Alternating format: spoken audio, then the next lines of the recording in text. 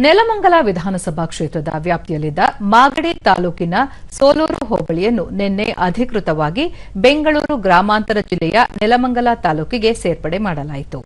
ನೆಲಮಂಗಲ ತಾಲೂಕು ಕಚೇರಿಯ ಆವರಣದಲ್ಲಿ ನಡೆದ ಕಾರ್ಯಕ್ರಮದಲ್ಲಿ ಬೆಂಗಳೂರು ದಕ್ಷಿಣ ಜಿಲ್ಲಾ ಉಸ್ತುವಾರಿ ಸಚಿವ ರಾಮಲಿಂಗಾರೆಡ್ಡಿ, ಬೆಂಗಳೂರು ಗ್ರಾಮಾಂತರ ಜಿಲ್ಲಾ ಉಸ್ತುವಾರಿ ಸಚಿವ ಕೆಎಚ್ ಮುನಿಯಪ್ಪ ಮತ್ತು ಶಾಸಕ ಎನ್ ಶ್ರೀನಿವಾಸ್ ಅವರಿಗೆ ಸೋಲೂರು ಹೋಬಳಿಗೆ ಸಂಬಂಧಿಸಿದ ಡಿಜಿಟಲೀಕೃತ ಭೂ ದಾಖಲೆ ಮತ್ತು ಕಡತಗಳನ್ನು ಹಸ್ತಾಂತರಿಸಿದರು. ಜಿಲ್ಲಾಧಿಕಾರಿ ಡಾ ಕೆ ಅನುರಾಧ, ತಹಸೀಲ್ದಾರ್ ಮಲ್ಲೇಶ್ ಬೀರಪ್ಪ ಪೂಜಾರ, ನೆಲಮಂಗಲ ನಗರಸಭೆ ಅಧ್ಯಕ್ಷ ಎನ್ ಗಣೇಶ್, ಯೋಜನಾ ಪ್ರಾಧಿಕಾರದ ಎಂಕೆ ನಾಗರಾಜು ಮತ್ತಿತರರು ಉಪಸ್ಥಿತರಿದ್ದರು.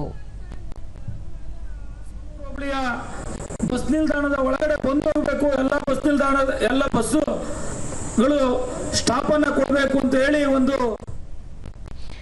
ಬಳಿಕ ಸಚಿವ ಕೆಎಚ್ ಮುನಿಯಪ್ಪ, ಸೋಲೂರು ಹೋಬಳಿ ಮಾಗಡಿ ತಾಲೂಕಿನ ಉದ್ದಕ್ಕೂ ನೆಲಮಂಗಲ ವಿಧಾನಸಭಾ ಕ್ಷೇತ್ರದಲ್ಲಿತ್ತು. ಈ ಹೋಬಳಿ ಇನ್ನು ಮುಂದೆ ಅಧಿಕೃತವಾಗಿ ಬೆಂಗಳೂರು ಗ್ರಾಮಾಂತರ ಜಿಲ್ಲೆಗೆ ಸೇರ್ಪಡೆಯಾಗಿದೆ. ಇದರಿಂದ ಹೋಬಳಿಯ ಅಭಿವೃದ್ಧಿ ಕಾರ್ಯಗಳನ್ನು ಕೈಗೊಳ್ಳಲು ಸಹಕಾರಿಯಾಗಲಿದ್ದು ಇಲ್ಲಿನ ಜನರಿಗೂ ನೆರವಾಗಲಿದೆ ಎಂದರು.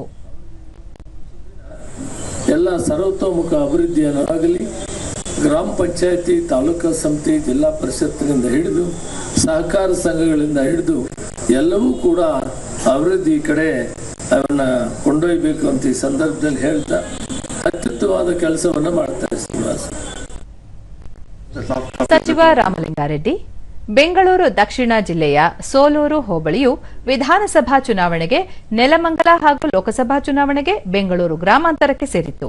ಸೋಲೂರು ಹೋಬಳಿಯನ್ನು ನೆಲಮಂಗಲಕ್ಕೆ ಸೇರ್ಪಡೆ ಮಾಡಬೇಕು ಎಂಬುದು ಸುಮಾರು 47 ವರ್ಷಗಳ ಬೇಡಿಕೆಯಾಗಿತ್ತು. ಕಳೆದ ಚುನಾವಣಾ ಭರವಸೆಯಂತೆ ಸೋಲೂರನ್ನು ನೆಲಮಂಗಲಕ್ಕೆ ಸೇರ್ಪಡೆ ಮಾಡಿ ಅಭಿವೃದ್ಧಿ ಕಾರ್ಯಗಳನ್ನು ಕೈಗೊಳ್ಳಲಾಗುವುದು ಎಂದರು.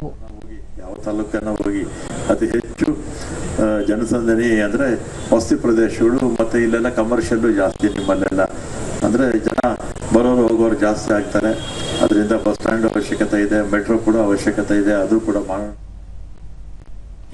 ನೆಲಮಂಗಲ ಶಾಸಕ ಎನ್ ಶ್ರೀನಿವಾಸ್, ಕಳೆದ ಚುನಾವಣೆಯಲ್ಲಿ ನೀಡಿದ ಭರವಸೆಯಂತೆ ಸೋಲೂರು ಹೋಬಳಿಯನ್ನು ನೆಲಮಂಗಲಕ್ಕೆ ಸೇರ್ಪಡೆ ಮಾಡಲಾಗಿದ್ದು ಇನ್ನು ಮುಂದೆ ಸೋಲೂರು ಬೆಂಗಳೂರು ಗ್ರಾಮಾಂತರ ಜಿಲ್ಲೆಗೆ ಸೇರ್ಪಡೆಯಾಗಲಿದ್ದು ಸಮಗ್ರ ಅಭಿವೃದ್ಧಿಗೆ ನೆರವಾಗಲಿದೆ ಎಂದರು.